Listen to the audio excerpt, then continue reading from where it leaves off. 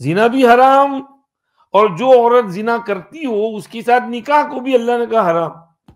جب آپ کو پتہ ہے کہ یہ بدکار عورت ہے، فاسقہ ہے، فاجرہ ہے، زانیہ ہے، یہ دوسروں سے دوستیاں کرتی ہیں، فیس بک پر آپ نے دیکھا کہ اس کے بہت سے فرینڈز ہیں، بوائے فرینڈز ہیں، برائیاں کرتی ہے، تو آپ کیوں اس کو پرپوز کرتے ہو؟ مت کرو، کوئی دنیا میں اور عورتیں نہیں اور لڑکیاں نہیں ہیں.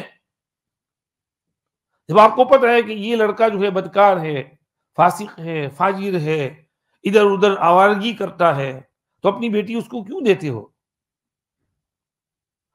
جو سوسائٹی ہے، تو ہر سوسائٹی میں وہ جو الگ الگ طبقے ہوتے ہیں نا، جو ڈرگی ہیں تو ان کی سرکل الگ ہوتی ہے، شرابی ہیں ان کی سرکل الگ ہوتی ہے، زنا خور ہیں ان کی سرکل الگ ہوتی ہے، مومن ہیں، نمازی ہیں، ان کی سرکل الگ ہے.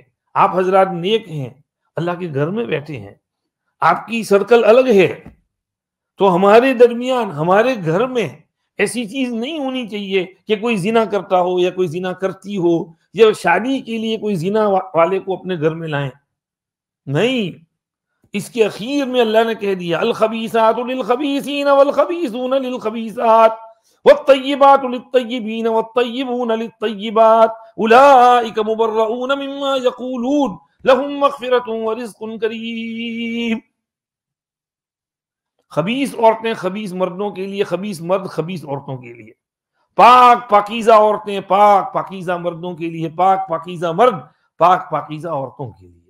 صاف قاعدہ بیان کر دیا اللہ نے. ہاں، ایک بات ہے، اگر اس نے زنا سے توبہ کر لی، سچی پکی توبہ کر لی، نیک بن گئی، صالح بن گئی، کان پکڑ لیے، تو پھر وہ تو زانیہ نہیں رہی نا، وہ تو ایمان والی بن گئی، نیک بن گئی، پھر اس کے ساتھ نکاح کرو تو حرج نہیں. مطلب اس کا یہ ہے کہ جب تک وہ اس زنا والے عمل میں مشغول ہو تب تک اس سے نکاح نہیں کرنا چاہیے. الا الذین تابوا من بعد ذلک واصلحوا، آگے چل کر فرمایا فإن اللہ غفور الرحیم، توبہ کر لیں، سدھر جائیں تو اللہ غفور الرحیم ہے.